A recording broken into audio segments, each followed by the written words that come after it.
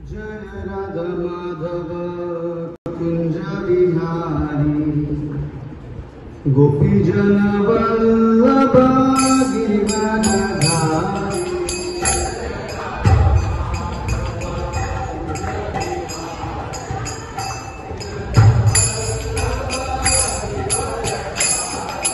जय राधा माधव कुंज बिहारी गोपी जन वल्लभ गिरिवरधारी।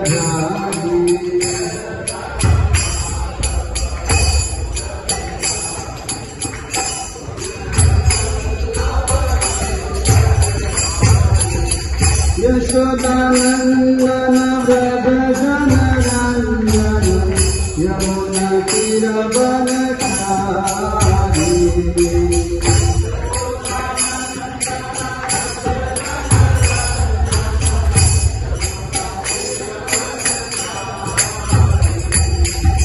यशोदानंदन व्रज जनरंजन यमुना तीरवनचारी।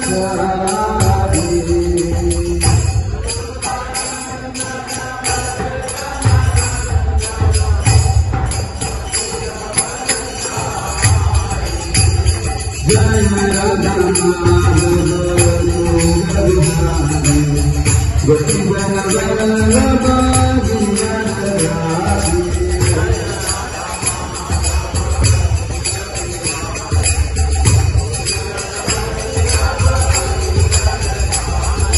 जय राधा माधव कुंज बिहारी गोपी जन वल्लभ गिरिवरधारी।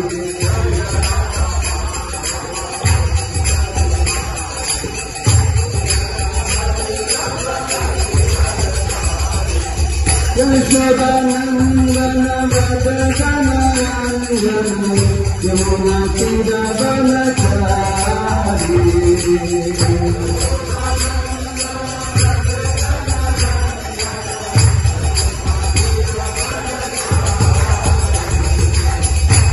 यशोदानंदन व्रज जनरंजन यमुना तीरवनचारी।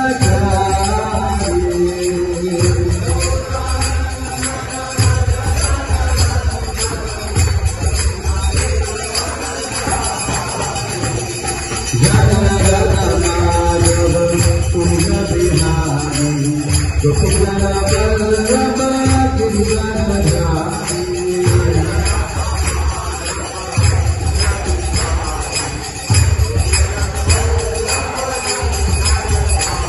जय राधा माधव राधा माधव राधे।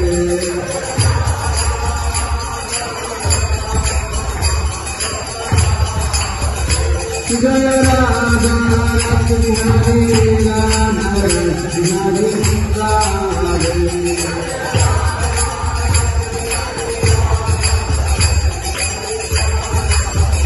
कृष्ण गौर हरि बोल हरि बोल हरि बोल।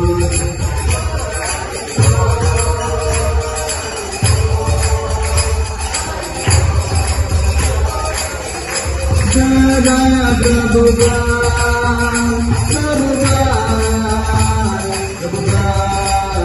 जय प्रभु।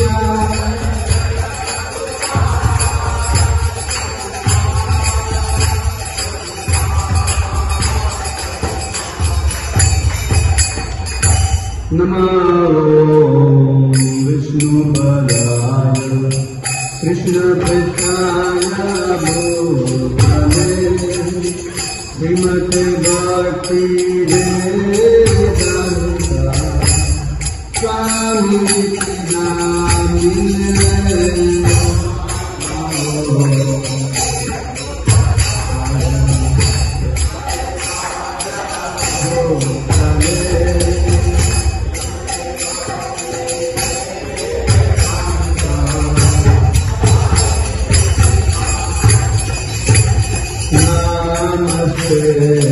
Saraswati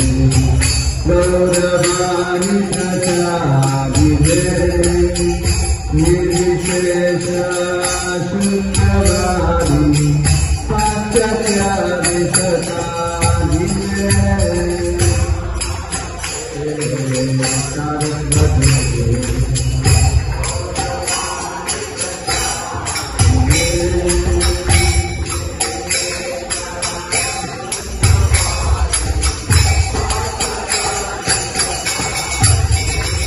Jai Krishna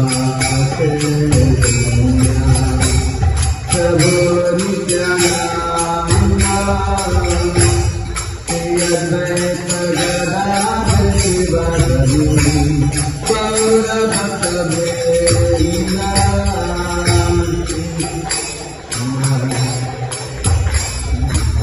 Jai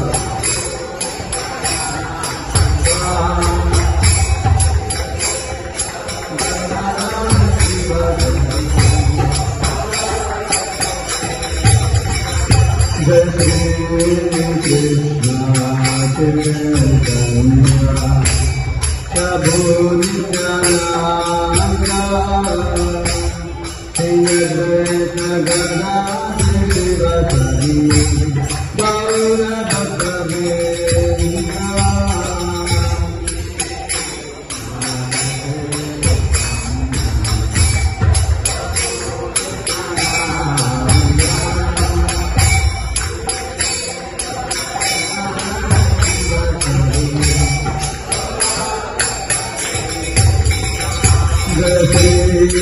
Krishna Chaitanya Prabhu Nityananda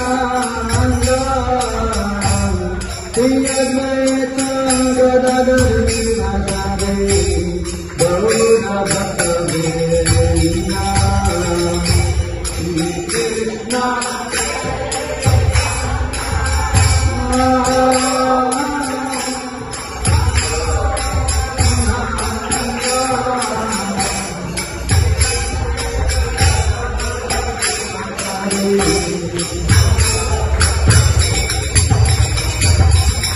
Hare Krishna, Hare Krishna, Krishna Krishna, Hare Hare, Hare Rama, Hare Rama, Rama Rama, Hare Hare.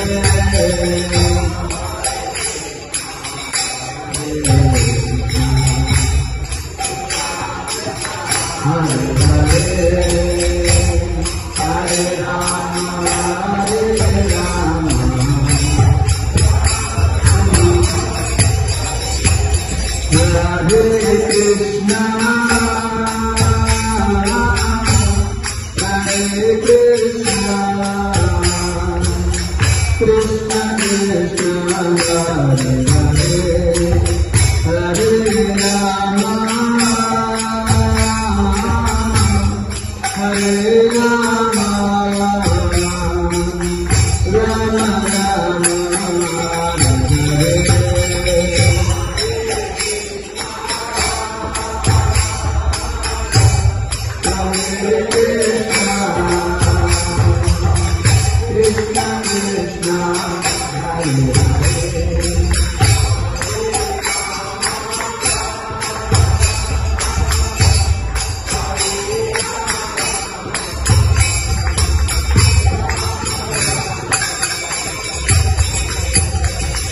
Hare Krishna, Hare Krishna, Krishna Krishna, Hare Hare, Hare Rama, Hare Rama, Rama Rama, Hare Hare, Krishna.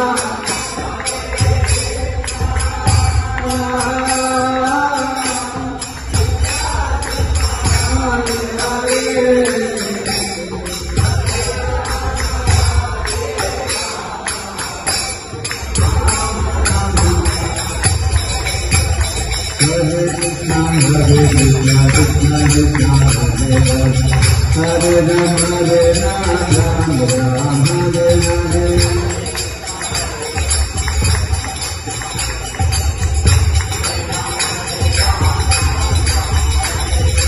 Hare Krishna Krishna Krishna Hare Hare Hare Rama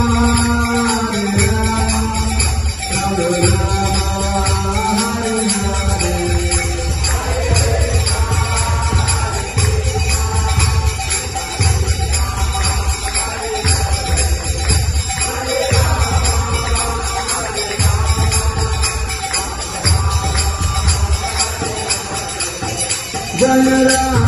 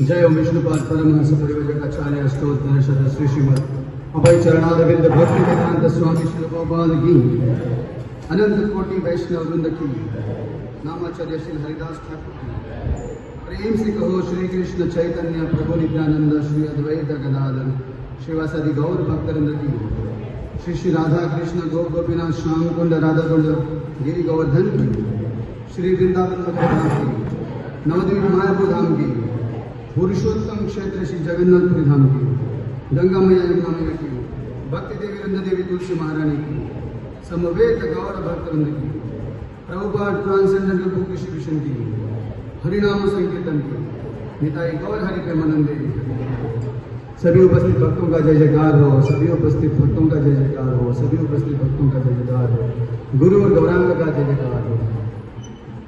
Hare Krishna. International society for Krishna consciousness ISKCON जू मंदिर में आप सभी का हार्दिक स्वागत। हरे कृष्णा। हम मंगलाचरण गाएंगे, उसके बाद में कुछ भगवान के बारे में सुनेंगे। ओम अज्ञानतिमिरन्धस्य ज्ञानाञ्जनशलाकया चक्षुरुन्मीलितं येन तस्मै श्रीगुरवे नमः। श्रीचैतन्यमनोभीष्टं स्थापितं येन भूतले स्वयं रूपः कदा मह्यं ददाति स्वपदान्तिकं वन्देऽहं श्रीगुरो श्रीयुतापदकमलं श्रीगुरुन् वैष्णवांश्च श्रीरूपं साग्रजातं सहगण रघुनाथान्वितं तं सजीवं साद्वैतं सावधूतं परिजनसहितं कृष्णचैतन्यदेवं श्रीराधा कृष्णपादान् सहगण ललिता श्रीविशाखान्वितांश्च नमो विष्णुपादाय कृष्णपृष्ठाय भूतले श्रीमते भक्तिवेदान्त स्वामिनिधि नामिने नमस्ते सारस्वते देवे गौरवाणी प्रचारिणे निर्विशेष शून्यवादी पाश्चात्यदेशकारिणे नमो विष्णुपादाय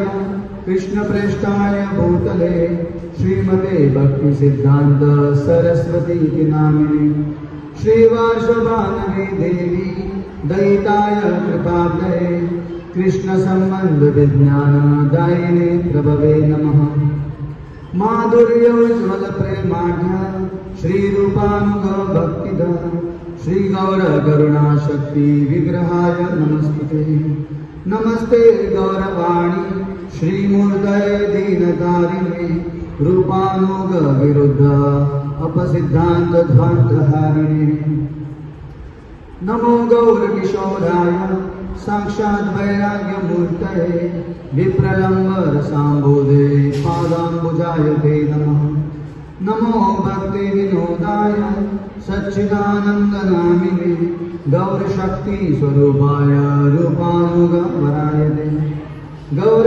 आविर्भावभूमिस्त्वं निर्दिष्टः सज्जनप्रिय वैष्णव सार्वभौम श्रीजगन्नाथाय ते नमः वाञ्छाकल्पतरुभ्यश्च कृपासिन्धुभ्येव च पतितानां पावनेभ्यो वैष्णवेभ्यो नमो नमः नमो महावदान्याय कृष्णप्रेमप्रदायते कृष्णाय कृष्णचैतन्यनाम्ने गौरद्विषे नमः पञ्चतत्त्वात्मकं कृष्णं भक्तरूपस्वरूपकं भक्तावतारं भक्ताख्यं नमामि भक्तशक्तिकम् हे कृष्णा करुणा सिंधो दीनबन्धो जगत्पते गोपेश गोपिका कांत राधा कांत नमस्तुते जयतां सुरतो बंगोर्मम मन्दामतेर्गति मत्सर्वस्व पदाम्बोजो राधा मदनमोहन दिव्यवृन्दारण्य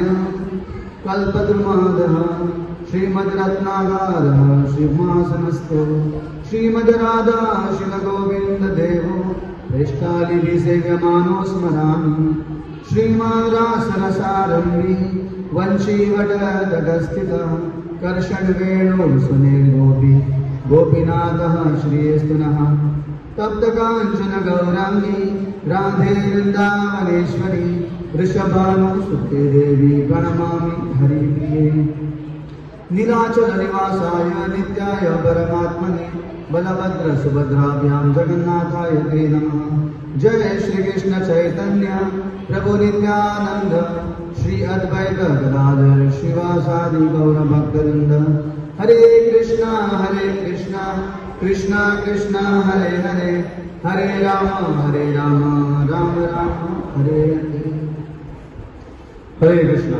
तो सभी का पुनः एक बार भ्रमित जीव गुरु कृष्ण प्रसादे पाय भक्ति लता बीज।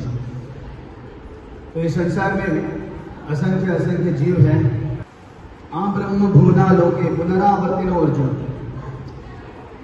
तो इस संसार में, इस भौतिक संसार से लेकर ब्रह्मलोक तक जीव जो है जन्म मृत्यु के चक्कर में फंसे हैं। कभी वो पृथ्वी पर जन्म लेते हैं, कभी वो स्वर्ग में जाते हैं, कभी वो अपनी तपस्याओं की वजह से महरलोक, तपलोक, जनलोक में जाते हैं, ब्रह्मलोक में भी चले जाते हैं, वो वापस नीचे आते हैं, कभी नरक में भी जाते हैं। तो जीव जो है इस ब्रह्मांड में ऊपर नीचे वो घूम रहे हैं। ऐसे ही उसका भ्रमण चलता रहता है जब तक प्रलय नहीं होता है। प्रलय जब होता है तो भगवान महाविष्णु के शरीर में चले जाते हैं सब जीव। और फिर 1000 चतुर्युगों का जब समय बीतता है, जितने ब्रह्मा जी की रात्रि होती है, उसके बाद में भगवान वापस अपनी दृष्टिक्षेप डालते हैं, उसमें से सभी जीवों को वापस इस भौतिक ब्रह्मांड में डालते हैं, जहाँ पे उनको इस भौतिक शरीर प्रदान किए जाते हैं और वापस अपनी अपनी इच्छाओं के अनुसार वो सब जीव कार्य करने लगते हैं। तो इस प्रकार का जो चक्र है अनंत काल से चल रहा है, अनंत काल से। तो जीव जो है ये भगवान श्री कृष्ण से बहिर्मुख होकर अनंत काल से इस भौतिक संसार में गिर पड़ा है और इसको बोलते हैं बद्ध जीव। और दूसरे जीव होते हैं इस संसार में जो परा प्रकृति में भगवान श्री कृष्ण के धाम में, गोलोक वृंदावन में, साकेत धाम में, वैकुंठ में रहते हैं, भगवान के सानिध्य में, उनको बोलते हैं नित्य सिद्ध जीव होते हैं। नित्य सिद्ध और नित्य बद्ध। नित्य बद्ध मतलब जो हमेशा प्रकृति के चंगुल में फंसे हुए हैं। नित्य सिद्ध या नित्य मुक्त जीव जो है ये भगवान के धाम में रहने वाले जो भी आत्मा है, भगवान की सेवा करते हैं। तो अभी हम जो इस संसार में आए हैं, गिर पड़े हैं, अभी हमें मौका है वापस भगवान की सेवा में जाने का, वापस भगवान की सेवा में जाने का मौका मिल रहा है।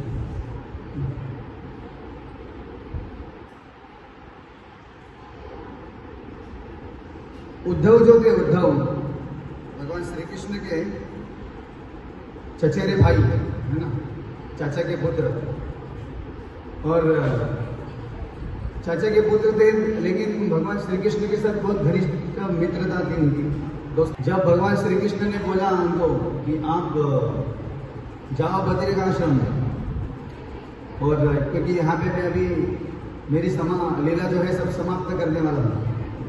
भौतिक संसार में भगवान 125 साल बिता चुके थे और जाना था भगवान को, और भगवान को मालूम था कि ये विरह मेरा जो है सहन नहीं कर पाएंगे, इसलिए भेजा बद्रिकाश्रम, जिसमें साधु संतों के साथ, भक्तों के साथ बोधयन्तः परस्परम कथयन्तश्च माम नित्यम तुष्यन्ति च रमन्ति च। तो इस प्रकार भगवान के बारे में चर्चा करते करते उस दुख को भूल जाएंगे, इसलिए बद्रिकाश्रम भेजना चाहते हैं। तो उद्धव जी जो है बीच में जब विदुर जी उनको मिलते हैं और उद्धव जी की हालत देख के, अवस्था देख के समझ जाते हैं विदुर जी, उद्धव जो है भगवान श्री कृष्ण से बहुत प्रेम करते हैं, कृष्ण भावना में एकदम डूबे हुए हैं और कृष्ण के विरह में ऐसे बहुत दुखी है, विफल है, नाना प्रकार की बातें बोल रहे थे। उसमें एक बात बता रहे थे उद्धव विदुर जी को कि भगवान श्री कृष्ण इतने दयालु हैं, इवन असुरों के लिए भी। जैसे बोला जाता है कि भगवान देवताओं का पक्ष लेते हैं, असुरों के साथ पक्षपात करते हैं, लेकिन मैं तो सोचता हूँ कि असुरों के ऊपर ज़्यादा भगवान कृपा करते हैं। क्योंकि जैसे आप देखो शिशुपाल ने भगवान को कितनी बार गाली दी, भगवान का अपमान किया 100 बार, 100 गाली दिया भगवान को, तब तक भगवान ने सहन किया। और उसके बाद में इतना कोई अगर भगवान का अपमान करेगा उसको तो नरक में जाना चाहिए एक्चुअली, अनंत काल के लिए, है ना। लेकिन भगवान ने अपने सुदर्शन चक्र से उसका गला काटा और जो शिशुपाल की आत्मा जो थी भगवान श्री कृष्ण के शरीर में प्रवेश कर गई, तो उनको सायुज्य मुक्ति प्राप्त हुई। जो बड़े बड़े महात्मा लोग भी सायुज्य मुक्ति प्राप्त करना चाहते हैं, जो निराकार भगवान को समझते हैं, या फिर उनको इस चीज़ का पता नहीं रहता है कि भौतिक संसार में ऐसे दुख है, आध्यात्मिक संसार में ऐसा दुख नहीं होता है। वहाँ पे आध्यात्मिक शरीर होता है, आध्यात्मिक सेवाएं होती हैं और केवल आनंद कंद, केवल आनंद प्राप्त होता है, उनको पता नहीं होता है। तो अपने शरीर को समाप्त करना चाहते हो, ये सायुज्य मुक्ति प्राप्त हुई शिशुपाल को। तो उद्धव ऐसे क्यों बोल रहे थे कि असुरों के ऊपर इतनी कृपा करते हैं। महाभारत में भी भगवान श्री कृष्ण के सामने जितने भी आसुरिक राजा थे, सभी जो अपने राजा के पद का गलत इस्तेमाल कर रहे थे, लोगों का शोषण कर रहे थे, वो रक्षक का भूमिका निभा रहे थे, लेकिन भक्षक बन चुके थे। भक्षक शोषक बन चुके थे। और वो जब मर रहे थे भगवान श्री कृष्ण के सामने, भगवान श्री कृष्ण का दर्शन करते करते जिन्होंने भी अपने प्राण छोड़े वो सब मुक्त हो गए भौतिक संसार से। तो उद्धव ऐसा सोच रहे कि भगवान अभी इस धराधाम से चले गए मेरे से पहले, और मैं अभी इधर भगवान का नाम जप रहा हूँ, भगवान को स्मरण कर रहा हूँ, हर जगह पे तीर्थों में भ्रमण कर रहा हूँ।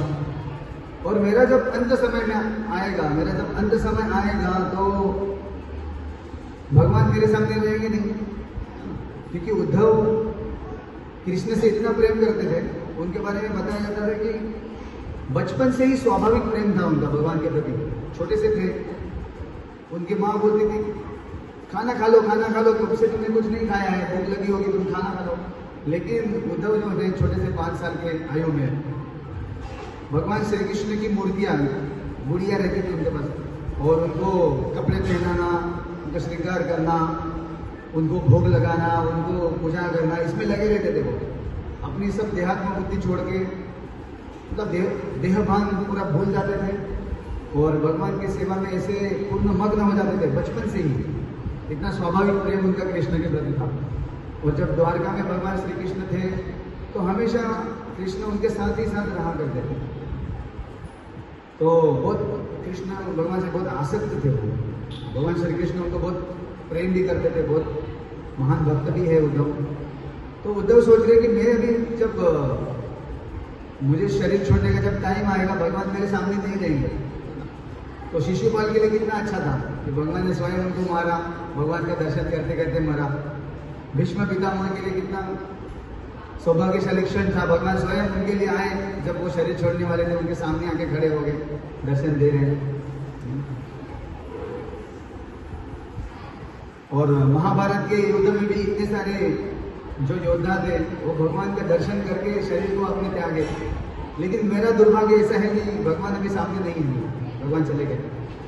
तो पता नहीं मैं भगवान का स्मरण कर पाऊंगा या नहीं कर पाऊंगा, और शायद मुझे वापस भौतिक संसार में जन्म लेना पड़े और वापस फिर भगवान से विरह, भगवान श्री कृष्ण से दूर हो जाऊंगा मैं।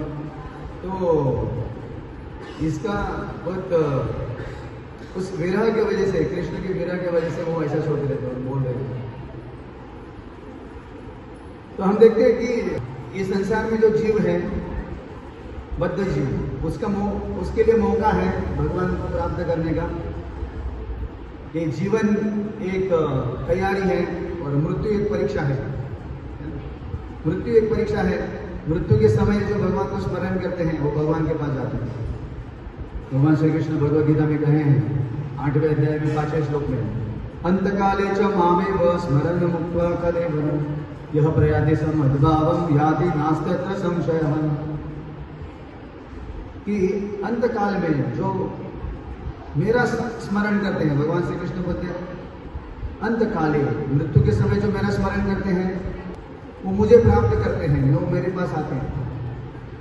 स्मरण मुक्त्वा कलेवरम, कलेवरम मतलब शरीर, स्मरण मुक्त्वा, स्मरण करते करते शरीर छोड़ता है जो व्यक्ति, भगवान का स्मरण करते करते जैसे शरीर जब त्यागता है तो यह प्रयाति समद्भावम, वो कृष्ण भावना को प्राप्त होता है, भगवान श्री कृष्ण को प्राप्त होता है।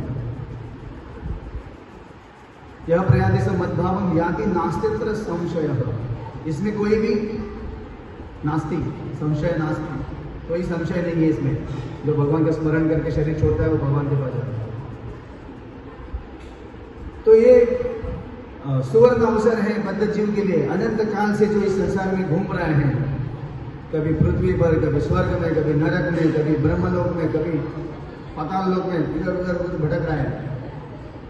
कभी मछली के शरीर में, कभी सांप के शरीर में, कभी पंछी के शरीर में, कभी मनुष्य के शरीर में, कभी जानवर के शरीर में से घूम रहे हैं 84 लाख योनियों में। उनके पास एक मौका है भगवान के पास वापस जाने का, और इसी के लिए हम लोग यहाँ पे इकट्ठा होते हैं, सत्संग में आते हैं भगवान कृष्ण की कथा सुनने के लिए, जिससे हमारा मन जो है भगवान में लगे, भगवान का स्मरण हो में। तो प्रहलाद महाराज को जब पूछा गया हिरण्यकशिपु के द्वारा कि आप स्कूल में गए थे पढ़ने के लिए, इतना समय पढ़े, आपने सबसे अच्छी क्या चीज सीखी? तो प्रहलाद महाराज बताते हैं कि सबसे अच्छी क्या चीज सीखी है? श्रवणम कीर्तनम विष्णु स्मरणम पाद सेवनम अर्चनम वंदनम दास्यम साक्ष्यम आत्मनिवेदनम, है ना? तो ये जो नवविधा भक्ति है वो बोलते इति पुंसार्पिता विष्णु भक्ति नवलक्षण प्रियेत भगवती यथा तन्मंदे दितमुत्तमम्। प्रहलाद महाराज बताते हैं कि जो व्यक्ति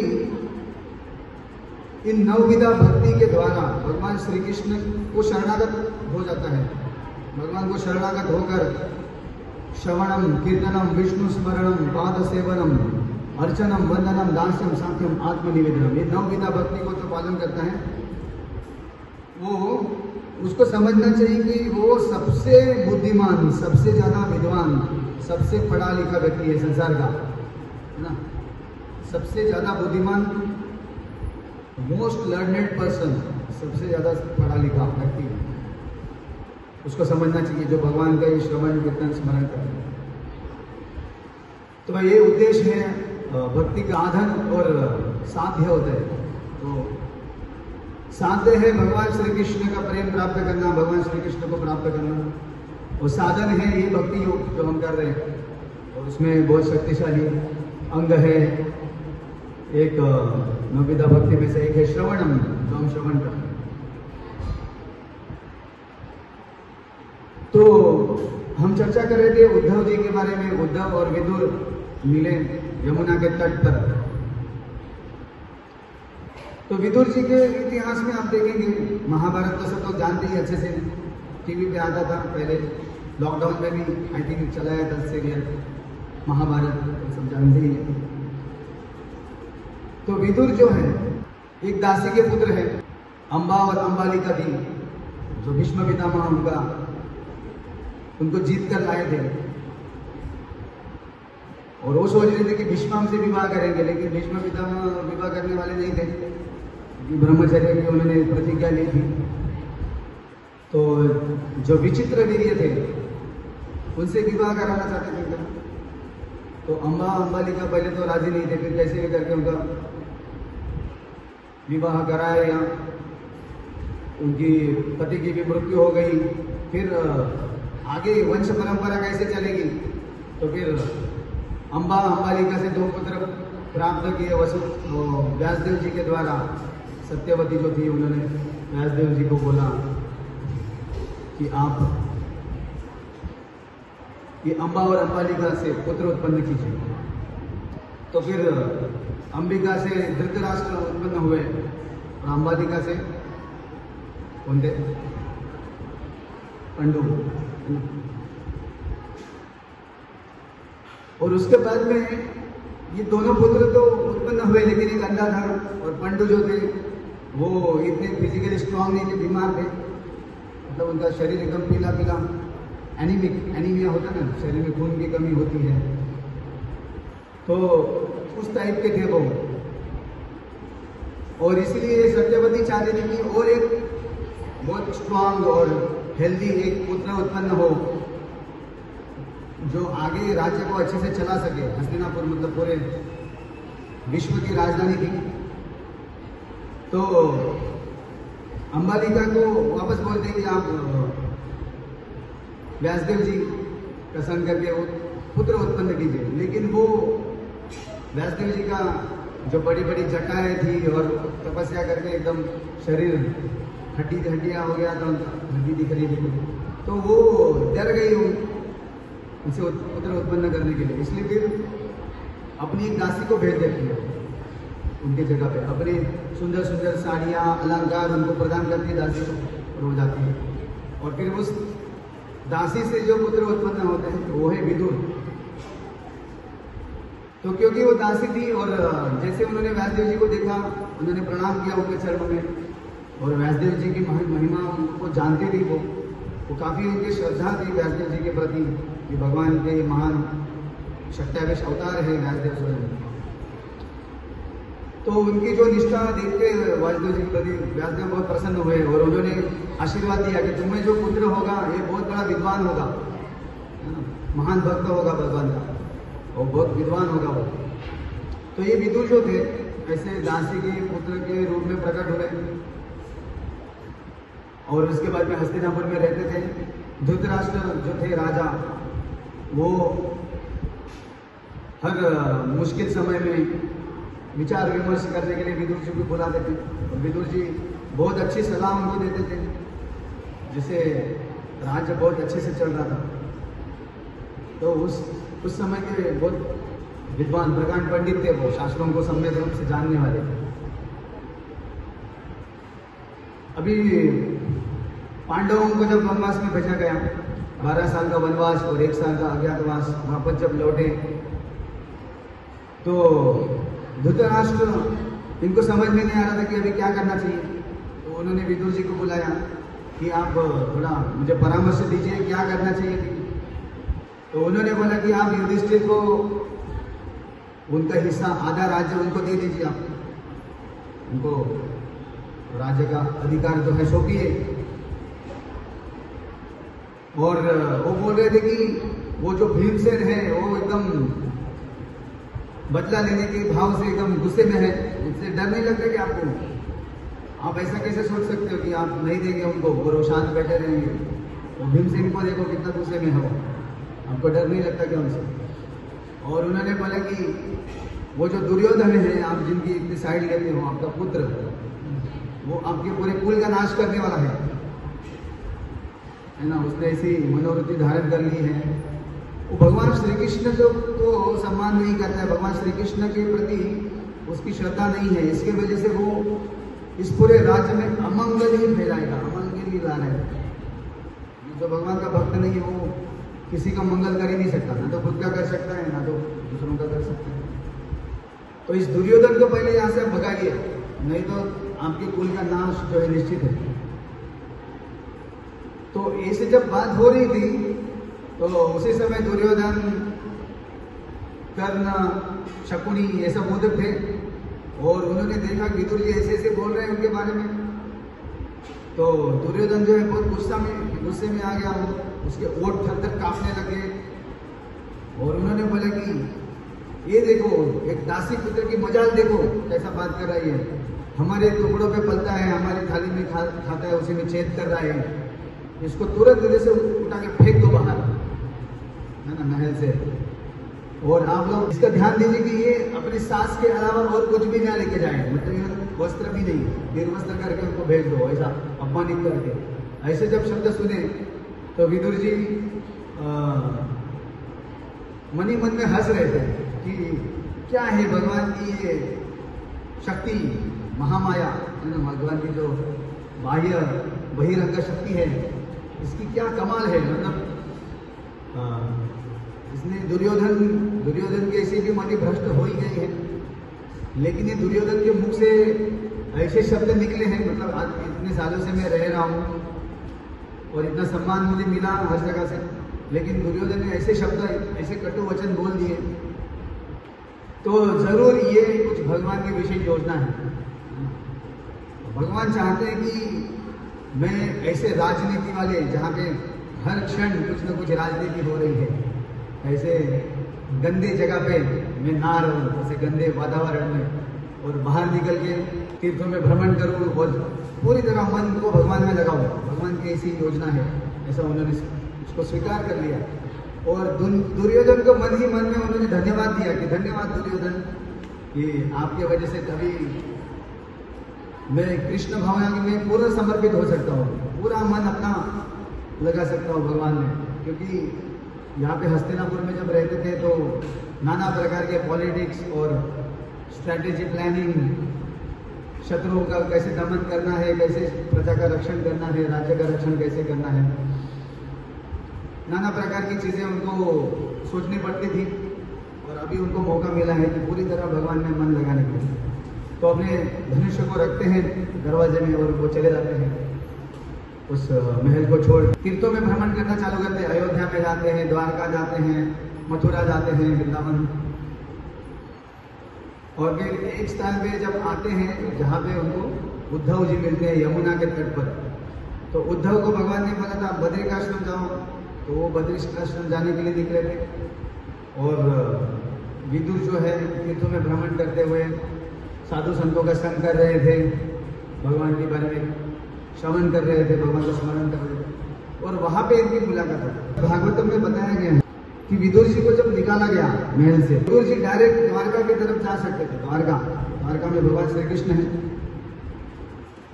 भगवान श्री कृष्ण थे वहाँ पे, जो द्वारकाधीश अपने यदुवंशियों के साथ ऋषिवंशियों के साथ उधर रह रहे थे। तो विदुर जी वहाँ पे जा सकते थे डायरेक्ट, हम अभी जाते हैं द्वारका में रहेंगे, भगवान श्री कृष्ण की सेवा करेंगे, रोज दर्शन करेंगे, तो ऐसा ऑप्शन था। लेकिन इसमें बताया गया है भागवतम में कि विदुर जी मन में क्या सोच रहे थे। विदुर जी सोच रहे कि धृतराष्ट्र और दुर्योधन जैसे असत लोगों का संग करके ये दूषित हो गया हो, है ना, ऐसे असत संग से मेरा मन दूषित हो गया है, और ऐसे दूषित अवस्था में भगवान को कोई प्राप्त नहीं कर सकता, भगवान का सानिध्य कोई प्राप्त नहीं कर सकता जब तक व्यक्ति को पूर्णतया शुद्ध नहीं हो जाता। जैसे रूप और सनातन गोस्वामी जब चैतन्य महाप्रभु से मिलने के लिए आए थे, वो मुस्लिम शासकों की सेवा में थे। साकर मल्लिक और डबीर खास उनका नाम था, नाम भी ऐसा मुस्लिम नाम मिला था उनको, और सेवा भी उन्हीं लोगों के साथ रहना है, खाना पीना सोना उठना बैठना सब उनके साथ, और उनके रीति रिवाज तौर तरीके काम करने का ढंग बोलने का ढंग सब उनके साथ ही पूरा 24 घंटा बिता दीजिए, है ना। फिर भी रूप और सनातन गोस्वामी अपने कृष्ण भावना को अंदर संभाल के रखे थे अपने हृदय में।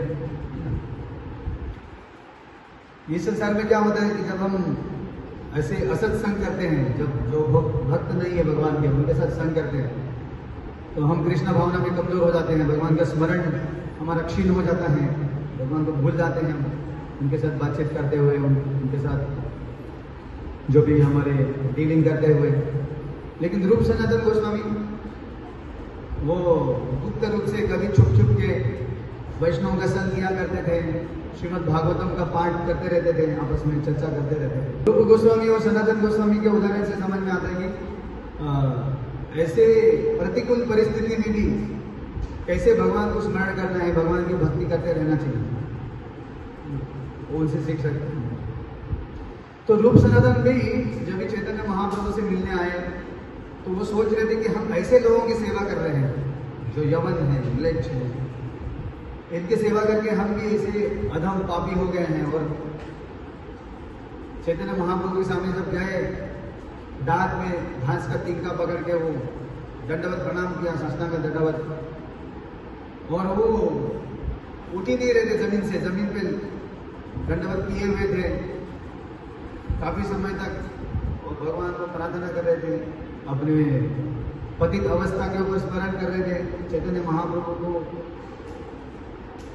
नमस्कार वंदन कर रहे थे।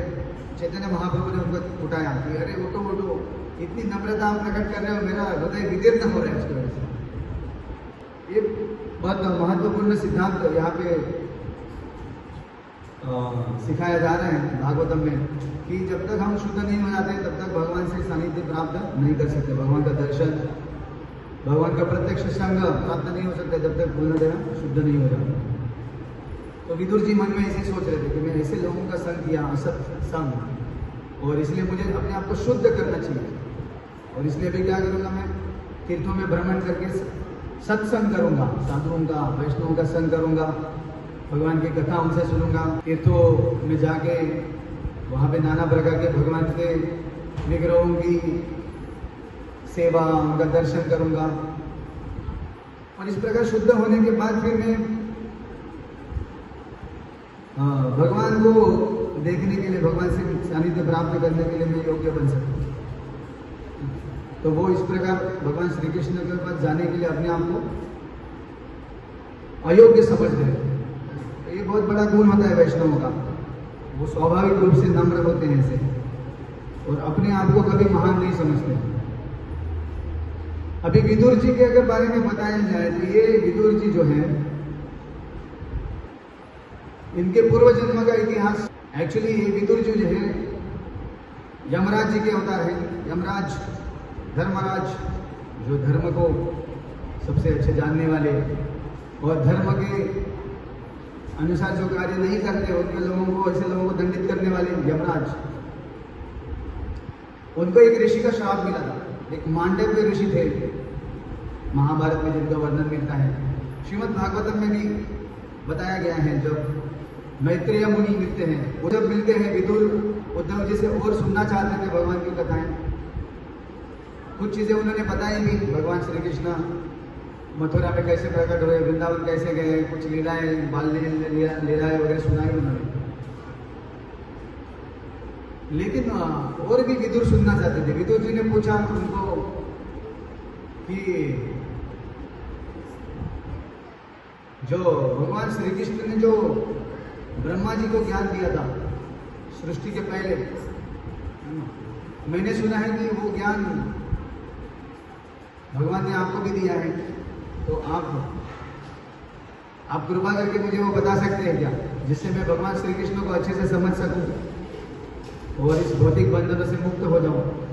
तो उद्धव उनको बोलते कि यहाँ पे हरिद्वार में मैत्रेय मुनि हैं जो आपको बताएंगे ये सब चीज़ों के बारे में, भगवान के बारे में। आप उनके पास जाइए।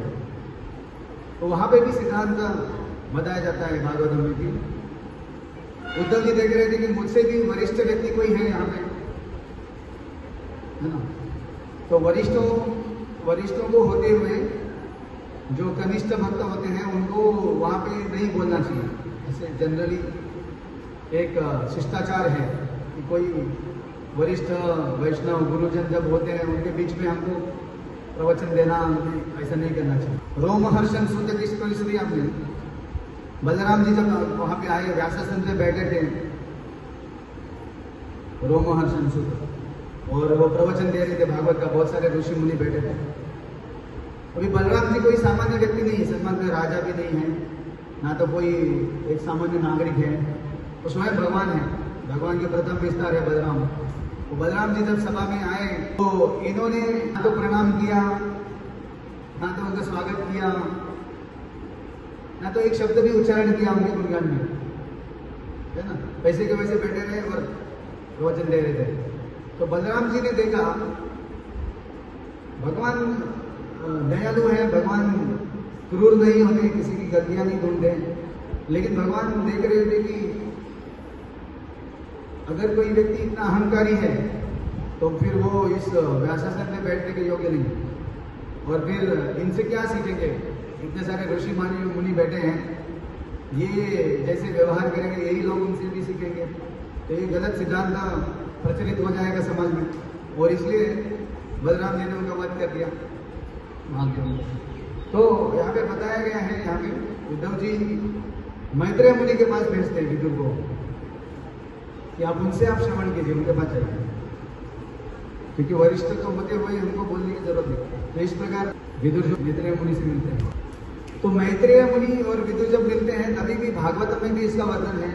मैत्रेय मुनि जैसे देखते हैं विदुर जी को तो वो बोलने लगते हैं कि आपकी महानता मैं जानता हूँ, आप स्वयं धर्मराज हो, है ना। और आपको श्राप मिला था मांडव्य ऋषि से। ये मांडव्य ऋषि जो है अपनी आश्रम बना के तपस्या करते थे, भक्ति करते थे जंगल में।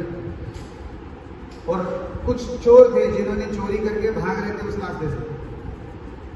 तो राजा के सैनिक जो उनके पीछा कर रहे थे, उन्होंने देखा मांडव्य ऋषि का आश्रम है वहाँ पे। तो उन्होंने सोचा कि अभी तो हम पकड़े जाने वाले हैं, भाग भाग के थक गए हैं, और सैनिक जो घोड़े पे बैठ के आ रहे हैं और बहुत सारे सैनिक हैं, अभी हम बच नहीं सकते। तो उन्होंने क्या किया, चोरी का सब सामान जो है मांडव्य ऋषि के आश्रम में डाल के भागे वहां आगे। तो सैनिकों ने उनको ऐसे करते हुए देखा कि सामान इधर फेंका इन्होंने और आगे भागे। तो उन्होंने सैनिकों को पकड़ा, सॉरी चोरों को, और चोरों को पकड़ के वापस आए। उन्होंने आश्रम से वो सब चोरी का सामान भी ले लिया और उनको ऐसे लगा कि ये जो ऋषि है, ये ऋषि बनने का ढोंग कर रहे हैं, इन्होंने चोरी में मदद की है, ये भी उनके साथ मिले हुए हैं। तो उन्होंने मांडव्य ऋषि को भी पकड़ा वहां से और चले आए वो अपने राज्य में। और वहां पे इनको सजा सुनाई गई। जो त्रिशूल होता है या नोकीला ऐसा शूल होता है, वो छुपा देने का उनके शरीर में, तो उसके ऊपर डाल देने का, मतलब मृत्युदंड। तो इसके ऊपर सभी चोरों को डाल दिया और ये मांडव्य ऋषि को भी उसने डाल दिया। लेकिन मांडव्य ऋषि आध्यात्मिक स्तर में इतने उन्नत थे, भगवान का स्मरण में एकदम उन्नतया मग्न थे, उनकी मृत्यु नहीं हुई। एक दिन हुआ, 2 दिन हुआ, वैसे वो थे उस शूल के ऊपर, शरीर में वो छुपा हुआ था। और बाद में सब खबर पहुंची राजा तक कि अरे वो एक ऋषि थे जंगल में और उनको गलती से पकड़ के लाए, उनको शूल पे चढ़ा दिया है, लेकिन वो मर नहीं रहे हैं, 2 दिन हो गए। तो राजा को समझ में आया बहुत बड़ी भूल हो गई कि बड़े बड़े तपस्वी, बड़े योगी है वो, और इनको इनके साथ ऐसे गलत दंड दे दिया गया उनको बिना किसी गलती के। तो राजा ने बोला तुरंत उनको वहां से वो छुड़ाओ। गए और वो जब शूल को निकालने का प्रयास कर रहे थे, वो शरीर से निकल नहीं रहा था, उन्होंने काट दिया उसका जो आगे का टुकड़ा है वो शरीर में ही रहा। उसी के साथ मांडव्य ऋषि भ्रमण कर रहे थे। मांडव्य ऋषि के साथ ये सब घटना हुई। उन्होंने धर्मराज यमराज जी को पूछा, उन्होंने बोला कि मैंने तो इस जीवन में कोई भी ऐसा पाप नहीं किया है और मेरे साथ ऐसा क्यों हुआ, ऐसा दंड मुझे क्यों मिला, ऐसी परिस्थिति में मुझे क्यों रहना पड़ा। तो यमराज जी बोले कि आप जब छोटे से थे, बालक थे, जो घास होती है नोकीली, उसे चींटी के शरीर में घुसाते थे और उससे चींटियों का मारते, तो उसके वजह से आपको दंड मिलाएंगे। तो मांडव्य ऋषि ने शास्त्रों से बताया कि जब तक लड़का मतलब बालिक नहीं होता था, 12 साल का कम से कम शास्त्रों में बोला है कि उसको कुछ समझ नहीं होती अच्छा बुरा क्या है। तो 12 साल के नीचे जो बच्चे होते हैं, उन्होंने अगर ऐसा कुछ अज्ञान में कुछ कर दिया पाप, तो उसका दंड नहीं दिया जाता उनको।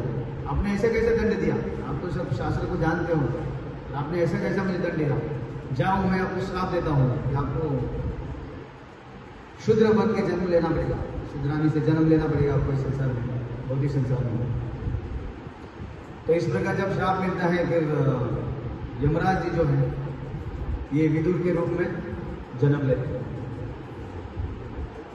और फिर विदुर जी का अपमान होता है दुर्योधन के द्वारा, वो बाहर चले जाते हैं और तीर्थों में भ्रमण करते हैं। श्रील प्रभुपाद वहां भी लिखते हैं भागवतम में अपने तात्पर्य में कि एक्चुअली सभी देवताओं को जो सेवा दी गई है भगवान के द्वारा, है ना, दुर्गा माँ है जो इस जेल की जेलर है भौतिक संसार की,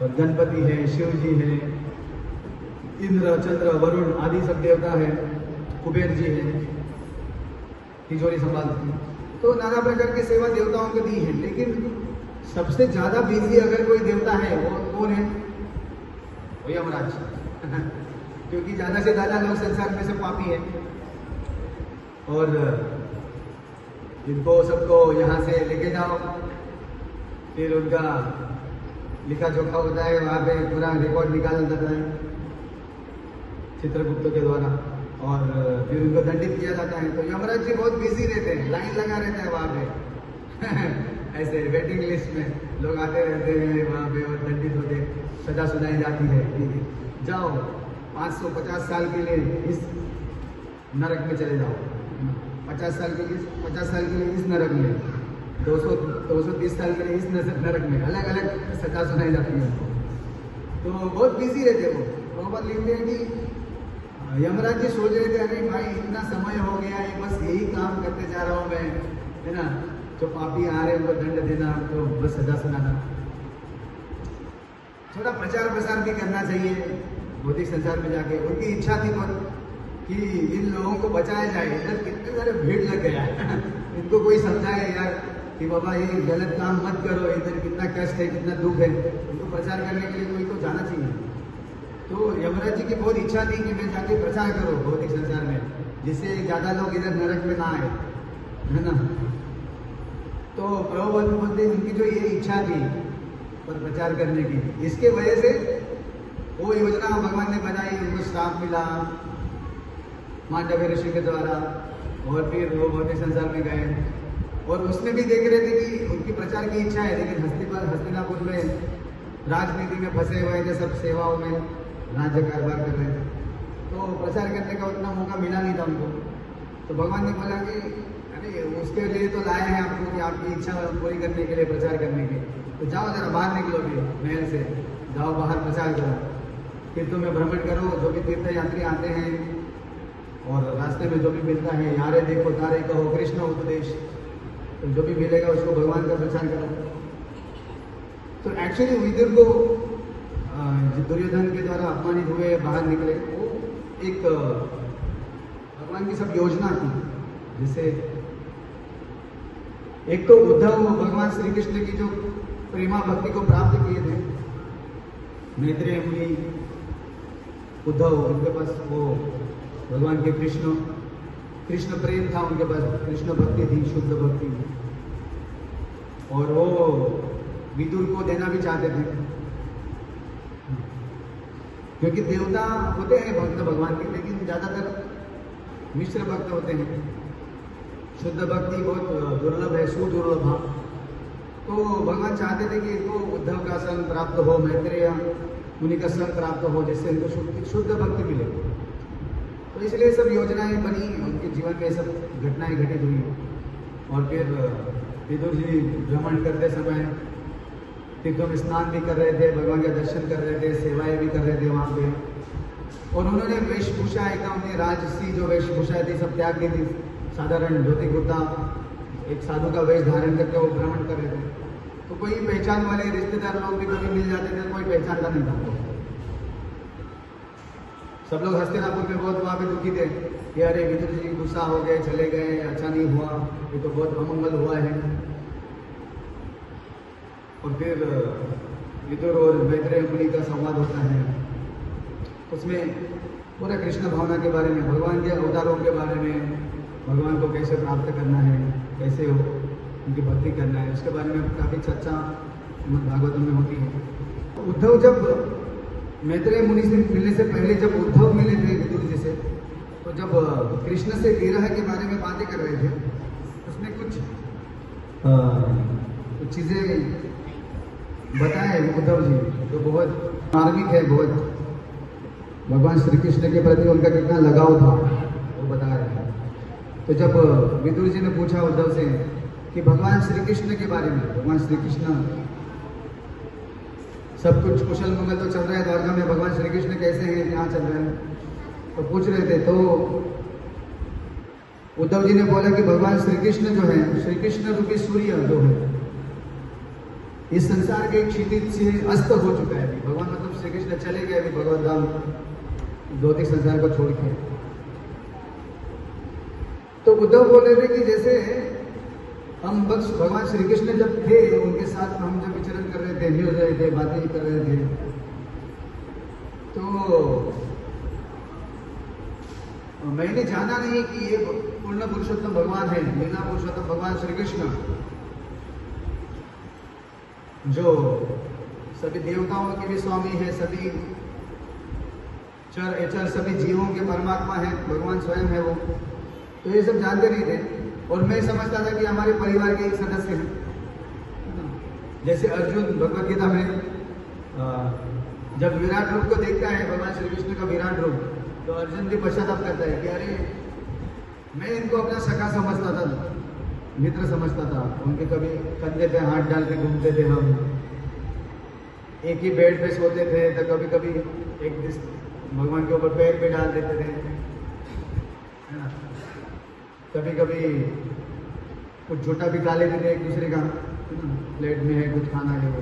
तो बहुत कैजुअली मैंने उनके साथ व्यवहार किया, और जब विराट रूप देखा तो अर्जुन वो सब उसके लिए पश्चाताप कर रहे थे कि ये तो स्वयं भगवान है और इनके साथ मैंने ऐसा व्यवहार किया। तो वैसे ही एक भाव प्रकट कर रहे हैं उद्धव यहाँ पे बता रहे कि जैसे समुद्र में जो मछलियां होती हैं, वो मछलियां सोचती हैं कि ये जो चंद्रमा है आसमान में, ये तो समुद्र मंथन से ही निकला है ना, समुद्र मंथन हुआ, उसमें से चंद्रमा एक रत्न निकला, तो हम भी समुद्र में ही जन्म लिए हैं और ये चंद्रमा भी समुद्र में ही जन्म लिया है,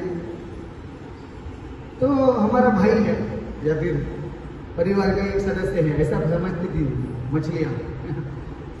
तो वैसे ही उद्धव बोलते कि वो मछलियां ये नहीं समझ पाती कि समुद्र जो चांद जो है ना, ये अनेक किलोमीटर दूर है और उसका स्तर क्या है और हमारा स्तर क्या है। भले ही वो कभी कभी चंद्रमा का प्रतिबिंब दिखता है जल में या लीला में, समुद्र मंथन की लीला में प्रकट भी हुआ होगा, लेकिन वो हमारे बीच का नहीं है कोई, है ना, वो हमसे अलग है ना, ये समझ नहीं पाती मछलियां। वैसे ही भगवान श्री कृष्ण जब इस संसार में प्रकट होते हैं, अवतार लेते हैं, सामान्य मनुष्य की तरह भ्रमण करते हैं, विचरण करते हैं, बहुत सारी ऐसे कार्यकलाप करते हैं जो साधारण मनुष्य के जैसे होते हैं। तो बहुत सारे लोग जो स्पेशली जो भक्त नहीं है भगवान के, वो भगवान के इस स्वभाव को नहीं समझ पाते। ये स्वयं भगवान है ना, ये अजन्मा है, ये नहीं समझ पाते। लोग समझते हैं अरे इन्होंने भी जन्म लिया, ये भी हमारे जैसे ही, इनके भी विवाह हुए, बच्चे हुए, ये भी ऐसे ही संसार में सब धर्म का पालन किए और उसके बाद मृत्यु भी हुआ उनका। तो सब लोग ऐसे समझते हैं कि ज़्यादातर लोग कृष्ण को सामान्य व्यक्ति समझते हैं। तो ये गलती वैसे ही है जैसे मछलियों के द्वारा चंद्रमा को अपने परिवार का एक सदस्य समझना। वैसे ज़्यादातर लोग भगवान श्री कृष्ण को इस संसार के एक व्यक्ति के जैसे देखते हैं, लेकिन भगवान इस संसार के नहीं है। उद्धव जी सोचते थे भगवान श्री कृष्ण का जब दर्शन करते थे, इतने सुंदर है, मोहक है, मनमोहन, मदन मोहन, त्रिभुवन सुंदर भगवान श्री कृष्ण। तो उद्धव जी सोचते थे कि ये ब्रह्मा जी के सृष्टि का सबसे बढ़िया नमूना, मतलब ब्रह्मा जी की सृष्टि में सबसे सुंदर चीज अगर ब्रह्मा जी ने कोई बनाई है ना, तो ये सुंदर भगवान श्री कृष्ण का रूप है। आप लोग क्या सोचते हैं, सही है क्या गलत है? सही है, माता जी बोल रही सही है। तो भगवान श्री कृष्ण की जो सुंदरता है, भगवान श्री कृष्ण जो है इस ब्रह्मा जी की सृष्टि से नहीं है, ब्रह्मा जी ने सृष्टि नहीं की, भगवान श्री कृष्ण ने सृष्टि की है सब। तो उद्धव जी बता रहे थे मैं ऐसे ही सोचता था, मेरा सुंदरता से तो मैं आकर्षित था भगवान के, लेकिन सोचता था कि इस संसार में सबसे सुंदर भगवान है। लेकिन उससे भी परे की समझ ये है कि भगवान श्री कृष्ण सभी षडैश्वर्यों के स्रोत है, सभी षड ऐश्वर्य पूर्ण है, सभी ऐश्वर्य जो है भगवान से प्रकट होते हैं। संसार में जो भी सुंदरता है भगवान श्री कृष्ण से प्रकट होती है। उद्धव भगवान के बारे में बता रहे थे कि भगवान श्री कृष्ण कि जो यदुवंशी का जब भी नाश हुआ, यदुवंशी सब खत्म हो गए, फिर भगवान श्री कृष्ण भी अभी जाने का प्लान बना रहे थे भगवत धाम वापस। तो एक नव वट वृक्ष, एक वट वृक्ष था, बहुत बड़ा विशाल पेड़ नहीं था, वो नया ही पेड़ बना था, छोटा सा पेड़ था, उसके नीचे बैठ गए भगवान श्री कृष्ण। और ये उद्धव बता रहे हैं विनोद जी को ऐसे ऐसे होगा। तो वट वृक्ष के ऐसे अपने पीठ लगाकर बैठे थे भगवान, और अपना दाहिना पैर जो है बाएं पैर के ऊपर रख के बैठे थे। और उसी समय भगवान का जो पैर का जो अंगूठा था, है ना, भगवान के चरणों में ऐसी भी लालिमा है, लाल लाल दिखते हैं। तो एक शिकारी जो है वो शिकार ढूंढ रहा था, किसी हिरण को ढूंढ रहा था। तो उनको लगा कि भगवान श्री कृष्ण के जो चरण है ये कोई हिरण का मुख है, ऐसा लगा उनको, और उन्होंने तीर छोड़ा, भगवान के पैरों में अंगूठे में लगा। तो बता रहे थे कि ये जो वट वृक्ष के पीछे ऐसे पीठ लगा के बैठे भगवान, वट वृक्ष है उनके पीछे। तो भागवत में बताया है कि उससे भगवान ये बताना चाहते हैं कि ये वट वृक्ष जो था ये नया था, नया वृक्ष था, छोटा सा वृक्ष था, बहुत बड़ा वृक्ष नहीं था वो। तो जिससे भगवान दिखाना चाहते थे, दर्शाना चाहते थे कि ये जो ब्रह्मांड है जिसमें हम लोग रहते हैं, ये ब्रह्मांड, ये सबसे छोटा और सबसे तरुण है, मतलब उसका ज़्यादा समय नहीं हुआ है। बाकी ब्रह्मांड जो है बहुत पुराने हैं और इससे बड़े बड़े ब्रह्मांड हैं संसार में, लेकिन हमारा जो ब्रह्मांड जिसमें हम रह रहे हैं, ये तुलना में वो छोटा है। हमारे इधर ब्रह्मा जी जो है इस ब्रह्मांड में, उनके 4 सिर हैं। ब्रह्मा जी के 4 सिर क्यों बने वो भी बताया गया है इसमें। वो गर्भोदकशाही विष्णु बता रहे थे भगवान के अंदर जो सभी जीव चले जाते हैं प्रलय के समय, सभी जीव संसार के, इस ब्रह्मांड के सभी जीव आत्मा उनके शरीर में जब प्रवेश कर जाते हैं, तो जब वापस सृष्टि करने का जब टाइम आता है, तो भगवान इन सभी आत्माओं के जो उनके कर्म है उनके ऊपर चिंतन करते, ध्यान करते हैं कि इस व्यक्ति का क्या है भूतकाल, क्या कर्म किया है इसने, इसकी क्या इच्छा है, इसको आगे शरीर क्या देना है ना। भगवान उसके ऊपर ध्यान करते हैं और सभी जीवों को फिर डालना है ब्रह्मांड में। तो वो जो ध्यान से फिर भगवान के नाभि से छेद होता है और वहाँ से कमल उत्पन्न होता है। उस कमल के ऊपर ब्रह्मा जी का जन्म होता है और ब्रह्मा जी फिर उस कमल के डंडी में नीचे चले जाते हैं, ढूंढते हैं कि ये कमल का स्रोत क्या है, कहाँ से आया। तो पहले तो जब प्रकट होते हैं उस कमल पे, तो चारों दिशाओं में ढूंढते हैं अपने स्रोत को, कहाँ से आया है, कमल कहाँ से आया। तो चारों दिशाओं में देखने की वजह से बताते हैं कि ब्रह्मा जी के 4 सिर हो गए, 4 सिर वाले ब्रह्मा।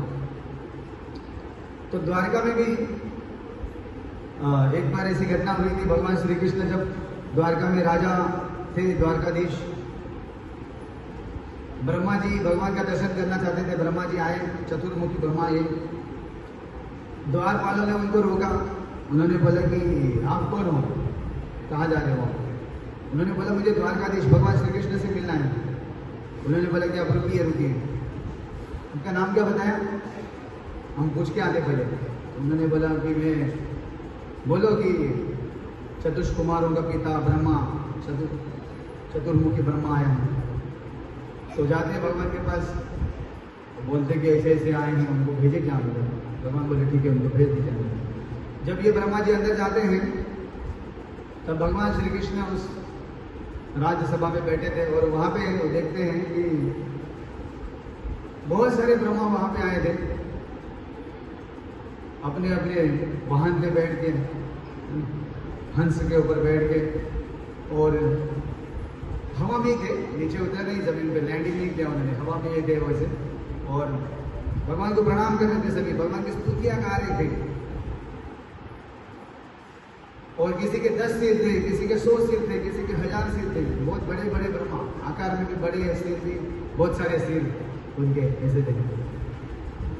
तो ये ब्रह्मा जी ने जब देखा इन सब चीजों को, पहले तो जब आ रहे थे तो गुस्से में आ रहे थे, सोच रहे थे ऐसा कैसे, मुझे जानते नहीं ये लोग, है ना, मुझे अपनी पहचान पूछ रहे हैं और मुझे अंदर जाने से रोक दिया और परमिशन लेने के बाद मुझे भेज दे।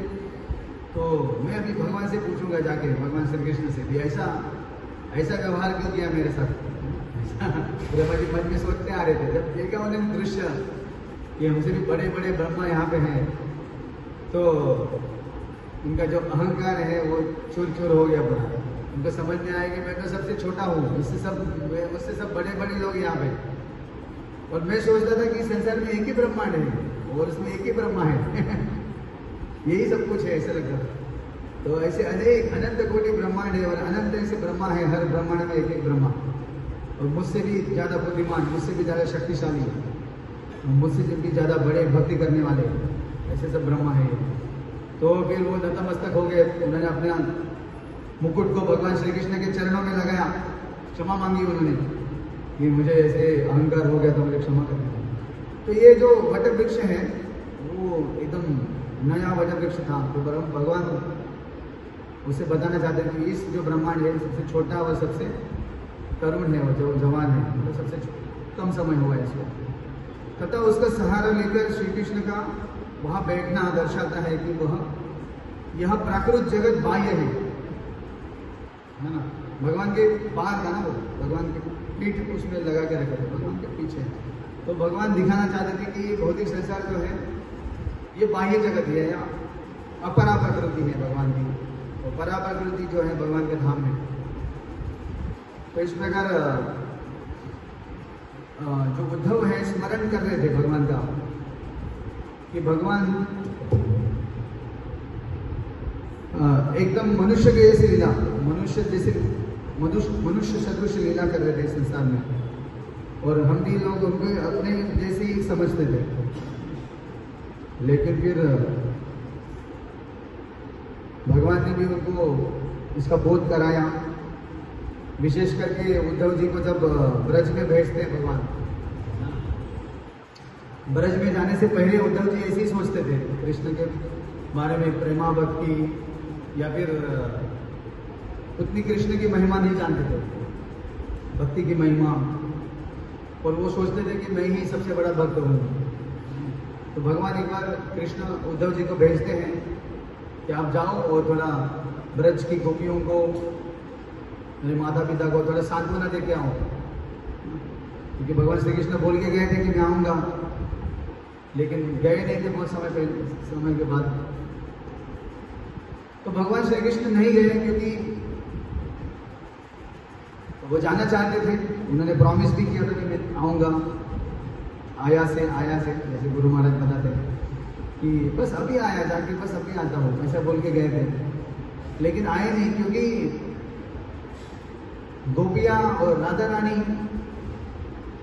यशोदा मैया, नंद बाबा, उनके सखागण जो है सब दिन रात रोते रहते थे, है ना, खाना पीना नहीं, नींद नहीं, बस रोते रहते थे, और आंसुओं से नदियां बन गई वहां पे ब्रज में भगवान कृष्ण के विरह में। और वो लोग सोच रहे थे कि भगवान ने बोला है कि भगवान आएंगे और उनके पहले हम लोग नहीं जा सकते, मतलब शरीर छोड़ नहीं सकते। भगवान आएंगे, कृष्ण अगर आएंगे, जब देखेंगे कि यहाँ पे राधा रानी नहीं है, गोपियाँ नहीं है, नंद बाबा यशोदा नहीं है, तो कृष्ण को बहुत दुख होगा, भगवान श्री कृष्ण को बहुत दुख होगा, हमको जब नहीं पाएंगे यहाँ पे। तो भगवान को दुख नहीं देना चाहते थे, उसके लिए वो खुद दुख झेलने के लिए तैयार है। उनका विरह खत्म हो जाता अगर वो यहाँ से चले जाते भगवान धाम। भगवान की नित्य लीला अपने धाम में भी चलती है, और वही प्रकट लीला भगवान यहाँ भी करते हैं, तो भगवान होता नहीं। तो यहाँ से चले गए तो भगवान उनको प्राप्त हो जाएंगे वहाँ पे गोलोक वृंदावन में, है ना। तो उनके लिए विरह खत्म हो जाता, उनका दुख खत्म हो जाता। लेकिन भगवान श्री कृष्ण जो यहाँ पे प्रकट लीला कर रहे हैं, उनको तो दुख होता ना भगवान जब देखते कि वो सब नहीं है यहाँ पर। इसलिए वो सोच रहे थे कि एक बार भगवान आ जाए, बोले हैं आएंगे, एक बार आ जाए ब्रज में, फिर हम मुक्त हो जाएंगे, फिर हम जाने के लिए तैयार हैं, फिर हम शरीर छोड़ के चले जाएंगे। और भगवान श्री कृष्ण जानते थे कि अगर मैं जाऊँगा एक बार, अभी गया, तो फिर ये लोग सब शरीर त्याग देंगे। इसलिए भगवान भी जाना चाहते थे, लेकिन जा नहीं पाए थे। तो इस प्रकार दोनों तरफ से विरह है ना, मिलना चाहते हैं लेकिन मिल नहीं सकते, ऐसे सिचुएशन में थे। तो उद्धव जी को भेजा था, फिर उद्धव जी जब जाते हैं और गोपियों का, राधा रानी का जो भाव देखते हैं, जब जैसे भ्रमर गीत गा रही थी राधा रानी, श्रीमद् भागवतम में आप अगर पढ़ेंगे तो उससे उनको पता चला कि ये गोपियाँ और राधा रानी क्या है, इनका प्रेम भगवान के प्रति कितना है। और फिर उद्धव जी को एक्चुअली ब्रज का भाव पता चला, ब्रज में भगवान को कैसे प्रेम करते हैं, कि द्वारका के भाव से भी बढ़कर है ब्रज का भाव, माधुर्य रस। तो ये उद्धव को उस रस में लेके जाना चाहते थे भगवान, द्वारका के रस से ऊपर माधुर्य रस में, ऐश्वर्य भाव से निकाल कर माधुर्य रस में लेके जाना चाहते। और फिर सिद्धाश्रम में गोपी तालाब, आप लोग कौन गए हैं गोपी तालाब? देखिए भक्त गए, जहाँ पे रासलीला हुई थी, सब राधा रानी और सभी गोपियाँ गई थी द्वारका के पास वो जगह है, जहाँ पे कृष्ण की जो पटरानियाँ हैं सभी, उन्होंने इच्छा व्यक्त की कि हमको भी रासलीला खेलना है ना। और फिर राधा रानी, सभी सखियाँ और सभी पटरानियाँ, उनको लेकर भगवान श्री कृष्ण ने रासलीला की। और फिर सब गोपियाँ बोल रही थी कि भगवान श्री कृष्ण को कि कैसा रहा रासलीला, कैसे हुई, आपको आनंद तो आया ना बहुत। मुझे लगता है, हमें लगता है कि इससे अच्छी रासलीला तो हुई नहीं होगी कभी ऐसा पटरानियाँ भगवान के बोल रही थी। तो उनको पता ही नहीं कि ब्रज में ऐसी रासलीला होती है। बड़े बड़े देवता, नारद मुनि, शिव जी, बड़े बड़े देवता भी, लक्ष्मी जी भी उस रासलीला में प्रवेश करना चाहते हैं, लेकिन इतना आसान नहीं है। नारद मुनि और शिव जी को तो चांस मिला, लेकिन लक्ष्मी जी अभी भी बेचारी तपस्या कर रही है, तो अभी भी मौका नहीं मिला है। श्री कृष्ण राधा रानी के पास भेजते हैं, रुक्मिणी को कि सत्यभामा को, रुक्मिणी को। और उन्होंने जब उनको बोलते हैं कि राधा रानी और बाकी के सभी सखियों की व्यवस्था होगी सोने की वगैरह टेंट में, बोले हाँ हाँ सब व्यवस्था करके आए। बोले हाँ राधा रानी सो गई, हाँ बोले सो गई सब। कृष्ण भगवान उनको बोले कि राधा रानी को सोने से पहले दूध पीने की आदत है, दूध दिया आपने उनको, और दूध में थोड़ा हल्दी डाल के पीती है, तो हमने दिया ही होगा। नहीं मुझे मालूम नहीं था, रुक्मिणी ने बोला ठीक है फिर जाती हूँ मैं, देती हूँ। तो गई दूध लेके, गरम गरम दूध था, उसमें हल्दी डाला था, राधा रानी को देते हैं। और जब वापस आती हैं और भगवान श्री कृष्ण के पैर दबाने लगती है रुक्मिणी, तो देखती पैर के तलवे में बहुत बड़े बड़े फोड़े आ गए थे भगवान श्री कृष्ण। तो उन्होंने बोला अरे स्वामी क्या हो गया, अभी तो आपके पैर एकदम ठीक थे, अचानक से फोड़े कैसे हो गए। उन्होंने बोला कि आपने राधा रानी को जो गरम गरम हमें दूध पिला के आए ना, उनके हृदय में वो हमेशा मेरे चरणों का स्मरण करते रहते, मेरे जो चरण हैं हृदय में हमेशा वो उनका स्मरण करते हैं। तो जो गरम गरम दूध पिलाया राधा रानी को, उसके वजह से चटका लगा मेरे चरणों में, और उसके वजह से फोड़े आ गए। तो कृष्ण भगवान बताना चाहते थे रुक्मिणी को और सत्यभामा को कि राधा रानी से बढ़कर और कोई भक्त नहीं हो सकती, और उनका जो प्रेम है उनको समझने का थोड़ा प्रयास करो। समझना तो मुश्किल है आपके लिए, लेकिन थोड़ा समझने का प्रयास करो।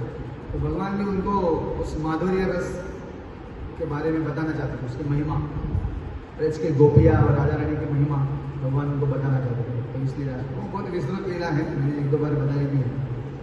उद्धव को भी भगवान बद्रिकाश्रम भेजे, ऐसा नहीं कि द्वारका में या फिर आजू बाजू में और जगह पे कहीं पे भक्त नहीं थे, बद्रिकाश्रम में ही साधु संत थे, उधर ही जाके वो सत्संग कर सकते थे, भगवान को विरह को भुलाने के लिए भक्तों के बीच में रह सकते थे, ऐसा नहीं। लेकिन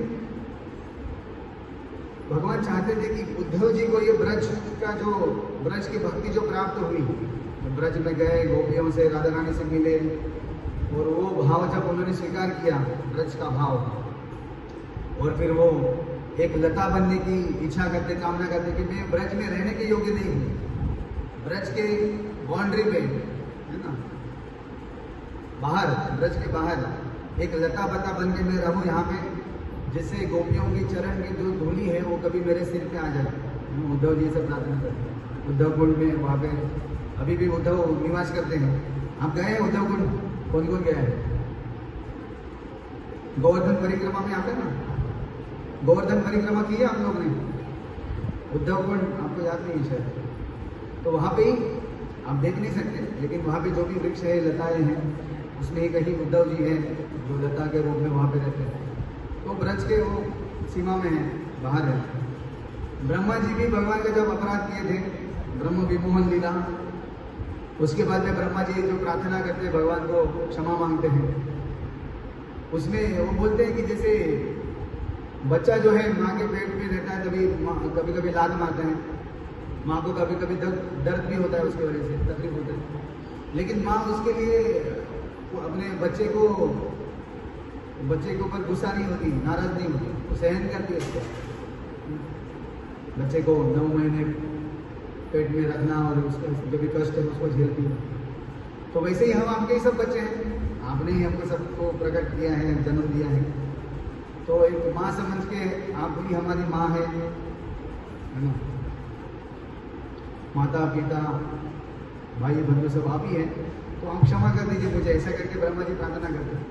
और ब्रह्मा जी उसमें ये भी प्रार्थना से उद्धव जी से जैसा भाव वो प्रकट कर रहे थे कि पहले मैं सोच रहा था कि ब्रज के भक्तों का जो भाव है या फिर आप कितना प्रेम करते हैं उनसे और वो आपसे कितना प्रेम करते हैं, वो कभी मुझे समझ में नहीं आया।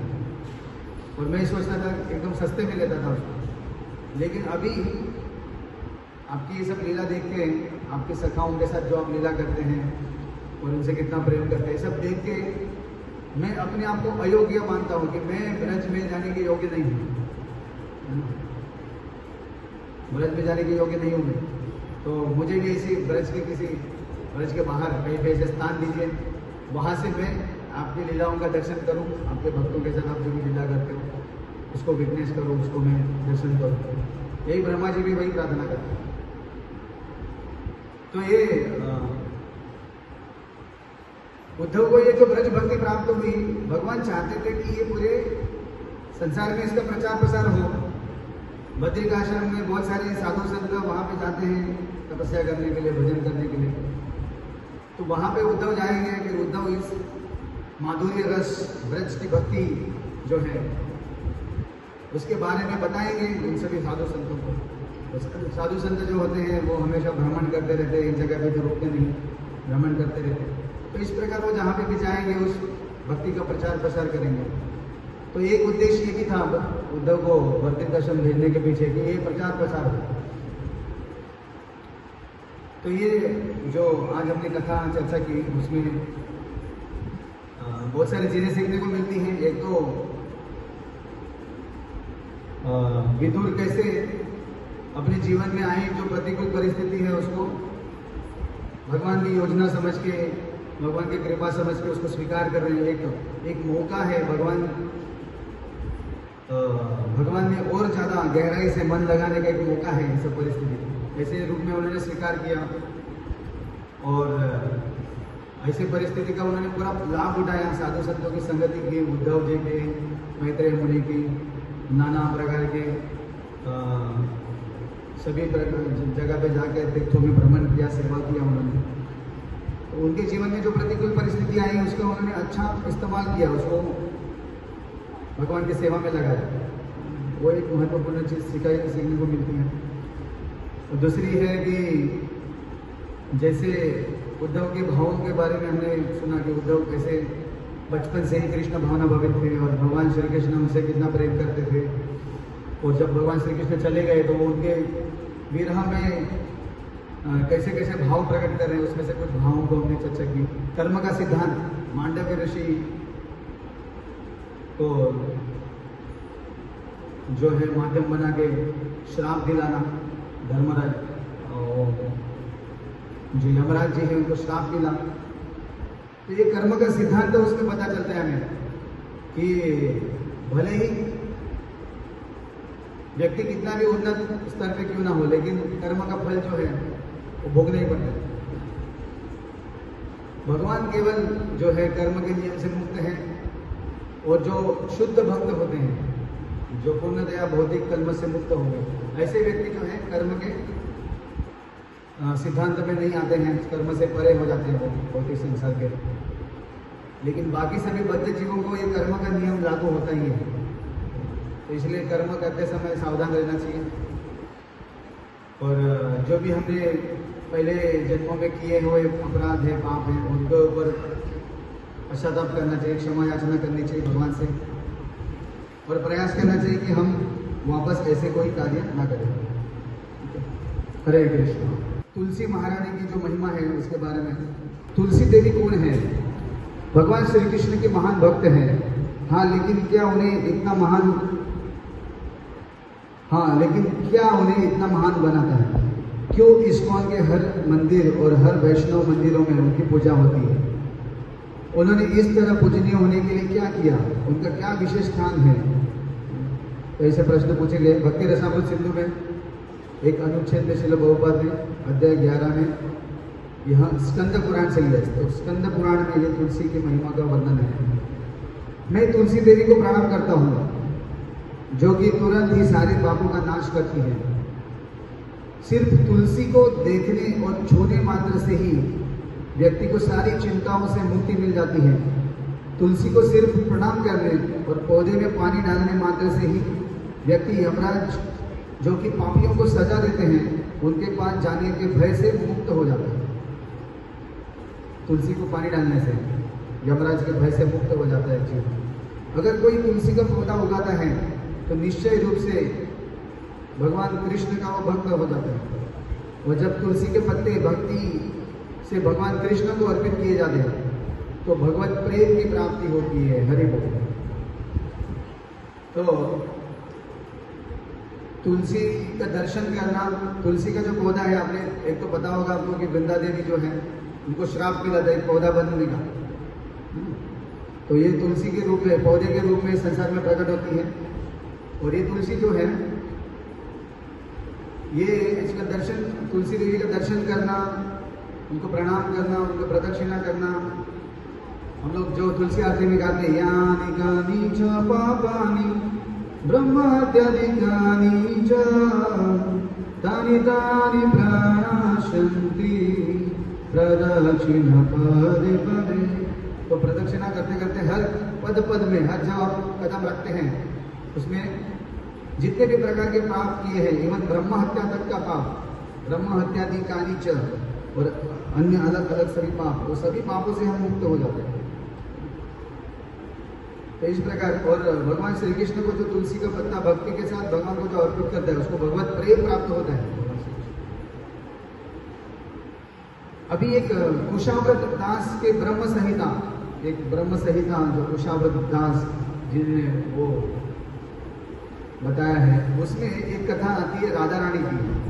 वो यहाँ पे बताई गई है, ध्यानपूर्वक आप सुनिए थोड़ा। तो राधा रानी की एक सहेली है, उनका नाम है चंद्रघना। तो उन्होंने गर्ग मुनि से ये कथा सुनी थी। तो श्रीमती राधा रानी ने पूछा उस चंद्रघना को, अपने सहेली को, कि श्री कृष्ण को खुश करने, अच्छे भाग्य की प्राप्ति करने के लिए तथा अपनी इच्छा की पूर्ति के लिए उन्हें किस तरह की पूजा करनी चाहिए। तो इस पे चंद्रघना ने बताया कि तुलसी देवी की सेवा महान वरदान, अच्छा भाग्य, आशीर्वाद और व्यक्ति को श्री कृष्ण का साथ प्रदान करती है। तो क्या क्या प्राप्त होता है तुलसी की सेवा करने से? वरदान, महान वरदान प्राप्त होते हैं, अच्छा भाग्य प्राप्त होता है, आशीर्वाद प्राप्त होते हैं, और कृष्ण का संग प्राप्त होता है, कृष्ण का साथ प्राप्त होता है तुलसी की सेवा करने से। जो भगवान श्री कृष्ण की तुलसी के साथ पूजा करता है उसे पाप स्पर्श भी नहीं कर सकते। वैसे ही जैसे कि कमल के पत्ती को पानी स्पर्श नहीं कर सकता, यमराज के दूत उस घर में भी कभी नहीं प्रवेश करेंगे जिस घर में तुलसी का पौधा लगाया होता है। तुलसी का पौधा जिस घर में लगाया जाता है वहाँ पे यमराज, यमदूत भी प्रवेश नहीं करते। तुलसी की जो मंजरियाँ होती है, तुलसी के जो फूल होते हैं, तुलसी के जो पत्ते होते हैं, सबकी महिमा है उसमें। तो ये चंद्रघना ने जो है राधा रानी को बताया कि तुलसी की सेवा करने से आपको भगवान श्री कृष्ण की चरणों की सेवा प्राप्त होगी। तो उन्होंने बहुत अच्छे से तुलसी जी की पूजा की, सेवा की, आगे बढ़ा। अतः श्री कृष्ण को प्रसन्न करने के लिए गर्ग मुनि के निर्देशानुसार राधा रानी ने तुलसी देवी की सेवा करने की प्रतिज्ञा की। जब उनकी प्रतिज्ञा पूरी हुई तो उन्होंने बहुत से ब्राह्मणों को भोजन कराया और उन्हें बहुत से धन दान में दिया। तब आकाश से देवताओं ने अपने नगाड़े बजाए और अप्सराओं ने नृत्य करना शुरू कर दिया। देवताओं ने तुलसी के मंदिर में फूलों की वर्षा की और 4 भुजाओं वाली तुलसी, जो कि केशव की प्रिया है, प्रकट हुई। उनकी कमल की तरह आंखें थी, एक स्वर्ण का मुकुट और चमकदार कुंडल पहने वह एक स्वर्ण के सिंहासन पे विराजमान थी। जब वह रथ धरती पर उतरा, तुलसी, जो कि वैजयंती की माला पहनी हुई थी, जिनकी सर्पों जैसी चोटी पीले रंग के फूलों से ढकी थी, उन्होंने राधा रानी को चुंबन किया। राधा रानी से मिले, गले लगाया, चुंबन किया।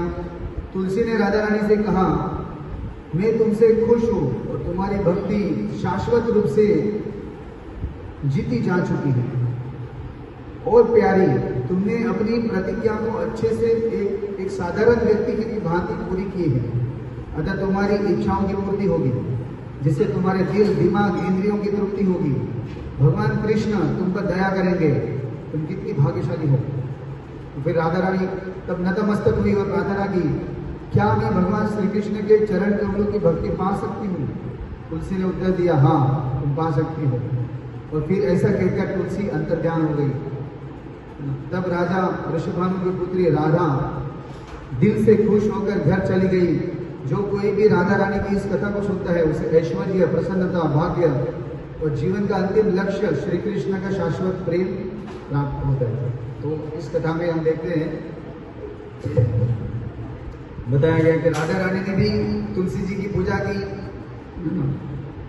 और उनको भगवान श्री कृष्ण के चरणों की प्राप्ति हुई। तो ये तुलसी की जो सेवा है ये बहुत शक्तिशाली है। ऐसा बोलते कि 4 प्रकार के जो भक्त हैं वो भगवान को प्राप्त कर सकते हैं। एक जो होते हैं जो हरिनाम में निष्ठ होते हैं, हरिनाम में जिनकी निष्ठा होती है, हरिनाम में जो निष्ठा के साथ उसका जप करते हैं निरपराध रूप से, उनको भगवत प्राप्ति होती है। दूसरे जो गुरु निष्ठ होते हैं, है ना, जो प्रामाणिक गुरु शिष्य परंपरा में गुरु को अपने जीवन में स्वीकार करते हैं, उसे दीक्षित होते हैं और गुरु के आदेशों का पालन करते हैं निष्ठापूर्वक, वो भगवत प्राप्ति करते हैं। तीसरे होते हैं जो तुलसी निष्ठ हैं, जो तुलसी की बहुत निष्ठापूर्वक सेवा करते हैं, तो तुलसी जी की कृपा से उनको भगवान श्री कृष्ण की प्राप्ति होती है। और चौथे जो होते हैं जो एकादशी निष्ठ, जो एकादशी व्रत का बहुत निष्ठा से पालन करते हैं, तो एकादशी की कृपा से वो भगवत प्राप्ति करते हैं। तो ये बहुत शक्तिशाली चीजें हैं भगवान की प्राप्ति करने के लिए, है ना। हरिनाम, गुरु की सेवा, तुलसी जी की सेवा और एकादशी व्रत का पालन, इससे बहुत जल्द व्यक्ति भक्ति में प्रगति करता है और भगवत प्राप्ति करता है। तो ये तुलसी जी की जो सेवा करना है, हमको सबको अपने घर में सबको तुलसी चाहिए रखना, लगाना चाहिए पौधा। और तुलसी आरती कैसे करते हैं आप मंदिर में सीखिए, मंदिर में होती है आजकल यूट्यूब में, तो सब कुछ है। यूट्यूब में देखिए कैसे पूजा की जाती है, क्या क्या ऑफर होता है तुलसी जी को। और आरती गाना सीखिए। कुछ लोग जो है साउंड अपने मोबाइल में बजाते हैं तुलसी आरती और फिर पूजा करते हैं। ठीक है, नवसिखियों के लिए ठीक है कि रिकॉर्डिंग लगाना और उसके साथ करना, लेकिन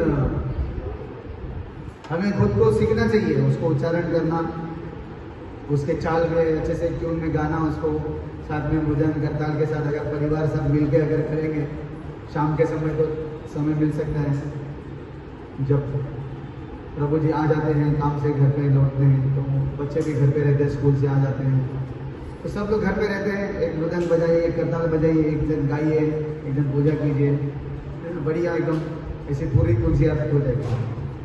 ठीक है, तो शुरुआत में ठीक है रिकॉर्डिंग, लेकिन आपको गाना भी सीखना है उसको, और उसके भावों के ऊपर चिंतन भी करना है। उसमें जो शब्द हैं, जिसमें जो प्रार्थनाएं हैं, सेवा अधिकार दिए कर निज दासी, हे तुलसी महारानी हमें आपकी दासी बनाइए, भगवान श्री कृष्ण के दासियों की दासी बनाइए।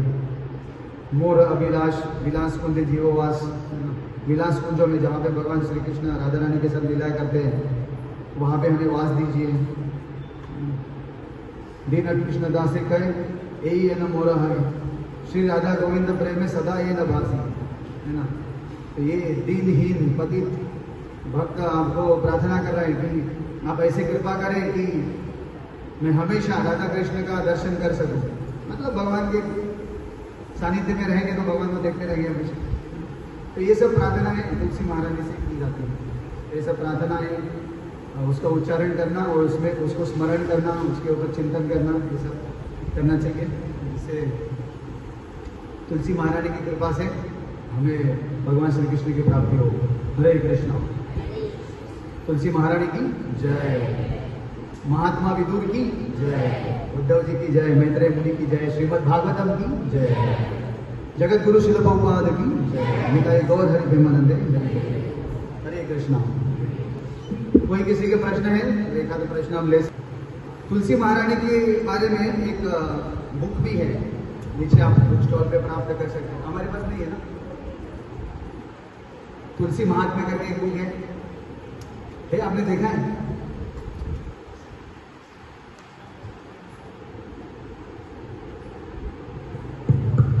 नहीं है किसी के पास, ठीक है।